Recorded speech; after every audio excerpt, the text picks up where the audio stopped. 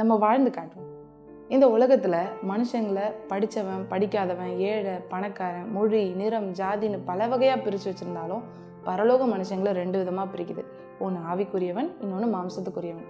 இந்த ஆவிக்குரியவன் எப்பொழுதும் தன் நிலை அறிந்திருக்கிறதுனால தாழ்மையோடு நடந்து கொள்வான், கர்த்தரை சார்ந்து வாழ்வான்.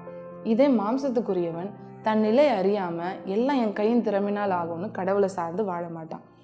ஆவிக்குரியவன் எப்பொழுதும் ஆண்டவருடைய மனதிற்கத்தை உள்ள சுமந்துட்டு இருக்கிறதுனால சக மனுஷர் மேலே அன்பை காட்டுகிறவனாகவும் நற்குணங்களை வெளிப்படுத்துகிறவனாகவும் இருப்பான். இதே மாம்சத்துக்குரியவன் சக மனுஷனை மதிக்காமல் பொருளாசை, பெருமை, மாம்சத்தின் இச்சைகள்னு எல்லாம் நிரம்ப பெற்றவனாக இருப்பான். ஆவிக்குரியவன் தான் இருக்கிற இடத்துல சிறந்தவனாக இருப்பான், ஆவியின் வரங்களை பெற்றதுனால. இதே மாம்சத்துக்குரியவன் தன்னுடைய கைத்திறமையை நம்புறதுனால எங்கே விழுகிறோம் அப்படின்னு தெரியாமல் ஈடேறி விழுந்து போவான். இன்னைக்கு நம்ம எந்த சைடில் இருக்கோம்? சே ஐ எம் லிவிங் இட்.